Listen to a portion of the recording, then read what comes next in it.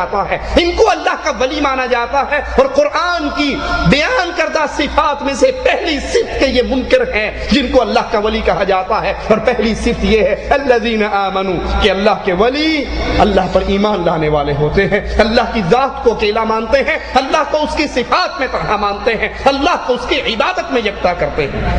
افضل ترین اولیاء اللہ کے انبیاء ہیں۔ اگر یہ دیکھنا چاہو کہ ولی کون ہے، افضل ترین اولیاء دھرتی پہ اللہ کے انبیاء ہیں، اور انبیاء کرام میں سے بھی سب سے افضل امام الانبیاء محمد الرسول اللہ صلی اللہ علیہ وسلم ہیں، جو خود فرماتے ہیں لواء الحمد یوم القیامت سیدی، قیامت کے دن ہوگا اللہ کی حمد کا، اللہ کی تعریفوں کا جھنڈا میرے ہاتھ میں ہوگا۔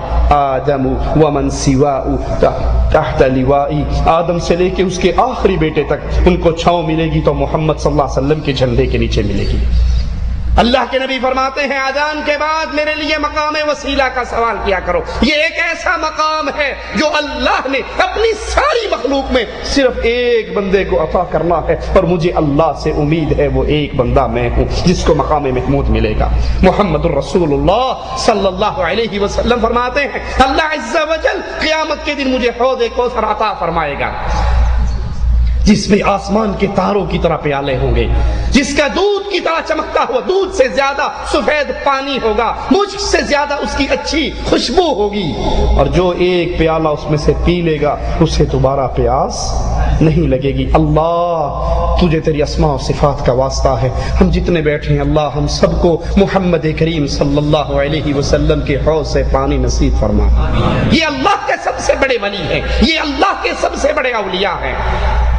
اگر کوئی اولیاء اللہ کے راستے پہ چلنا چاہتا ہے تو اس کو محمد الرسول اللہ صلی اللہ علیہ وسلم کے راستے پر چلنا ہوگا۔ یہ وہ ہے جو قیامت کے دن شفاعت کریں گے، یہ وہ ہے جو سب سے پہلے جنت کا دروازہ کھٹکھٹائیں گے۔ فرشتہ پوچھے گا کون ہے، جواب ملے گا میں محمد ہوں صلی اللہ علیہ وسلم۔ جنت کا فرشتہ کہے گا جب سے یہاں پر کھڑا ہوں ایک ہی ڈیوٹی ملی ہے کہ دنیا بھر آ جائے اور آ کر دروازہ بجاتی رہے، دروازہ نہ کھولنا، جب میرے محمد آئے تو دیر نہ لگانا صلی اللہ علیہ وسلم۔ سب سے پہلے جنت کھلوانے والے محمد الرسول اللہ، سب سے پہلے جنت میں جانے والے محمد الرسول اللہ، سب سے پہلے ترمذی میں ہے اللہ کے نبی فرماتے ہیں سب سے پہلے میری قبر شق ہوگی، میری قبر کھلے گی۔ محمد الرسول اللہ صلی اللہ علیہ وسلم یہ اولیاء کے سردار ہیں۔ اب جس نے اس راستے پہ چلنا ہے اس کے لیے لازم ہے کہ وہ محمد کریم صلی اللہ علیہ وسلم کی اتباع کرے۔ اولیاء کی نشانی ہے یہ کہ وہ رسول کریم صلی اللہ علیہ وسلم کی اتباع کرنے والے ہوتے ہیں، وہ نبی کے پیچھے چلنے والے ہوتے ہیں، کیونکہ قرآن پاک میں اولیاء کو خطاب، لوگوں کو خطاب کیا گیا ہے اگر تم نے اس راہ کا راہی بننا ہے، اللہ سے محبت کرنی ہے تو آؤ قل ان کنتم تحبون اللہ فاتبعونی یحببکم اللہ۔ اگر تم چاہتے ہو کہ اللہ سے محبت ہو جائے، اگر تم اللہ سے دوستی کرنا چاہتے ہو، اللہ کا ولی بننا چاہتے ہو، اللہ کی جماعت میں حزب اللہ میں شامل ہونا چاہتے ہو، تو پھر شرط کیا ہے؟ فاتبعونی۔ صرف ایک کا ہی نام لیا، 4 کا ذکر آیا کہیں، 12 کا ذکر آیا، بغداد کا ذکر آیا، کوفے کا آیا، رائمنڈ کا آیا، دیوبند کا آیا، بریلی کا آیا، ایران کا آیا، کس کا ذکر آیا؟ محمد الرسول اللہ صلی اللہ علیہ وسلم۔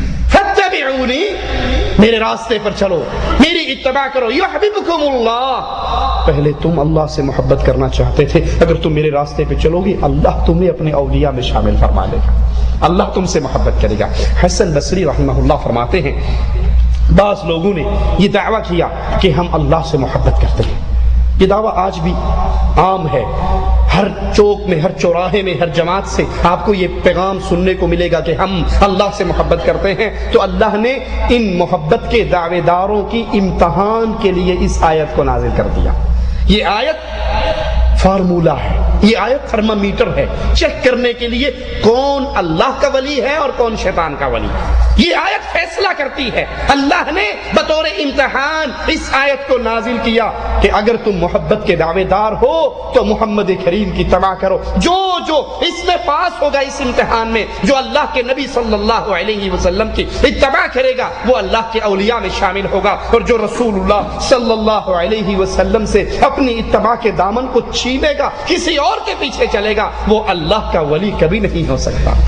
سوچئے آج جتنے دعوے دار ہیں کہ ہم اللہ کے اولیاء ہیں، ان کی زندگی، ان کی عقائد، ان کے اعمال کو پرکھیے، رسول اللہ صلی اللہ علیہ وسلم کے اعمال کے مطابق تولیے، کیا ان کی زندگی گزارنے کا طریقہ وہی ہے جو رسول اللہ صلی اللہ علیہ وسلم کا تھا؟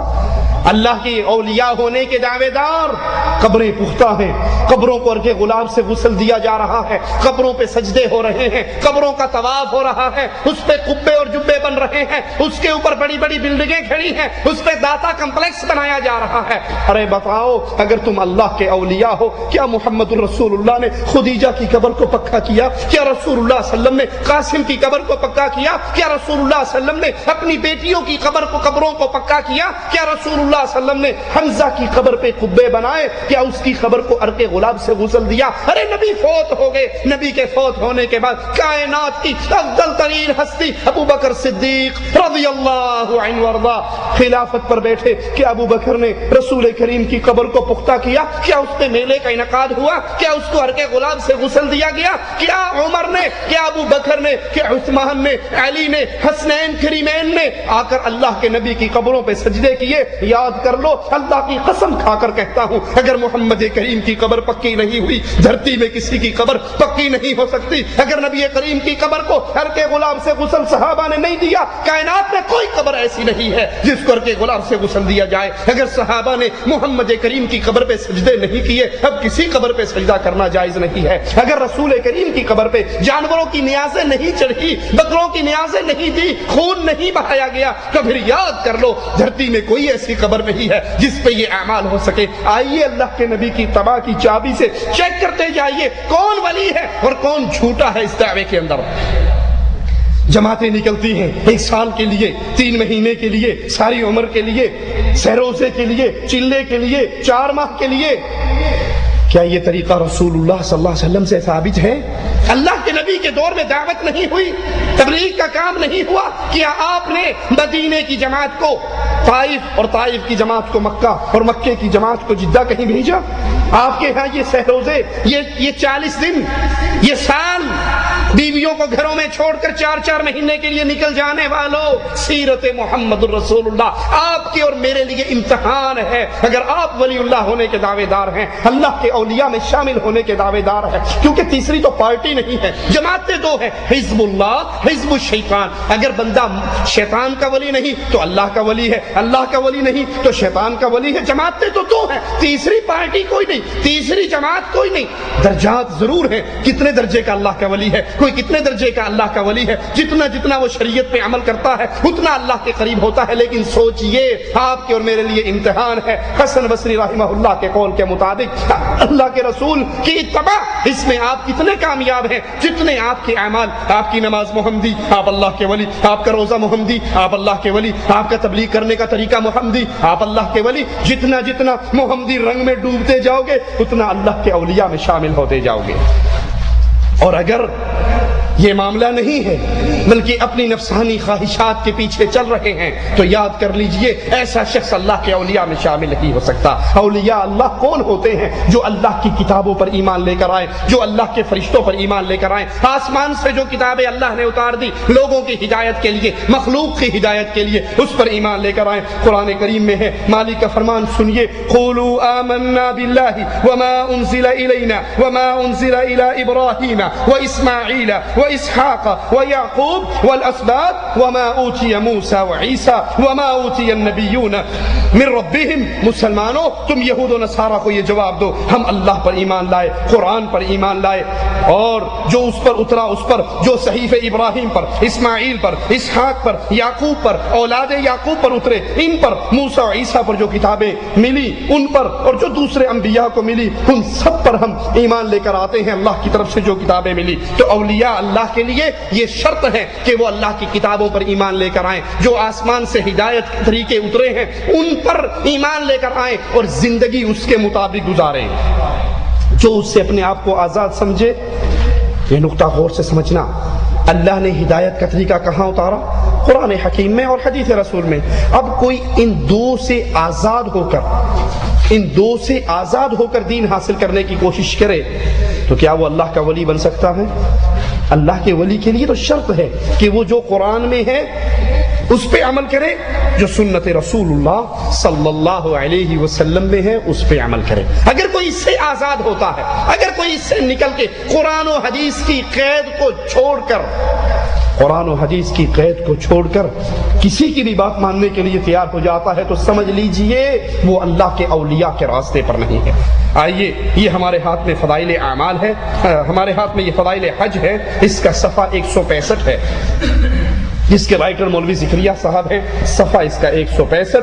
اس پہ ایک بندے کو اللہ کا ولی کہہ کر اس کا ایک قصہ بیان کیا جا رہا ہے، سنیے۔ ابدال میں سے ایک شخص، ابدال سمجھتے ہو نا،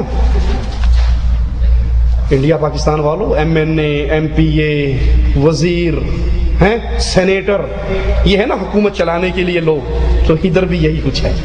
ادھر کوئی ابدال ہے، کوئی قطب ہے، کوئی قطب عالم ہے، کوئی غوث ہے، یہ کہتے ہیں ان کے سروں پہ ساری حکومت چل رہی ہے اللہ کی، نعوذ باللہ ثم نعوذ باللہ، یہ سارے نہ ہوں تو زمین و آسمان قائم نہیں رہ سکتے۔ امداد اللہ مہاجر مکی صاحب لکھتے ہیں، اور احمد رضا خان بریلوی صاحب بھی اپنی ملفوظات میں لکھتے ہیں کہ اگر غوث نہ رہے تو زمین و آسمان کا نظام باقی نہیں رہ سکتا۔ لا حول ولا قوت الا باللہ، زمین و آسمان کا نظام چلانے والا اللہ ہے۔ کہتے ہیں ابدال میں سے ایک شخص نے خضر سے دریافت کیا، تم نے اپنے سے زیادہ مرتبے والا کوئی ولی دیکھا ہے؟ فرمانے لگے، ہاں دیکھا، میں ایک مرتبہ مدینہ رسول میں مسجد رسول میں بیٹھا تھا کہ امام عبدالرزاق محدث رحمہ اللہ لوگوں کو احادیث رسول سنا رہے تھے، مجمع ان کے پاس بیٹھا حدیثیں سن رہا تھا۔ مسجد کے ایک کونے میں، فرق یاد رکھیے، اللہ کا ولی کون ہے؟ جو ہدایت کا راستہ قرآن اور حدیث میں قید سمجھتا ہے اور یہیں سے حاصل کرتا ہے۔ جو قرآن و حدیث کی قید سے آزاد ہو کر ڈائریکٹ اللہ سے سننے کا دعوے دار ہو، قرآن و حدیث کی قید سے نکلے، وہ کبھی اللہ کا ولی نہیں ہو سکتا۔ کہا ایک کونے میں ایک نوجوان بیٹھا تھا جس نے اپنا سر اپنے گھٹنوں پہ رکھا۔ میں نے اس نوجوان سے کہا، بھلے آدمی، تم نہیں دیکھتے کہ ساری دنیا بیٹھی، مجمع بیٹھا ہوا عبدالرزاق محدث رحمہ اللہ کے پاس رسول اللہ صلی اللہ علیہ وسلم کی حدیثیں سن رہا ہے، تم وہاں بیٹھ کر رسول اللہ صلی اللہ علیہ وسلم کی حدیثیں کیوں نہیں سنتے؟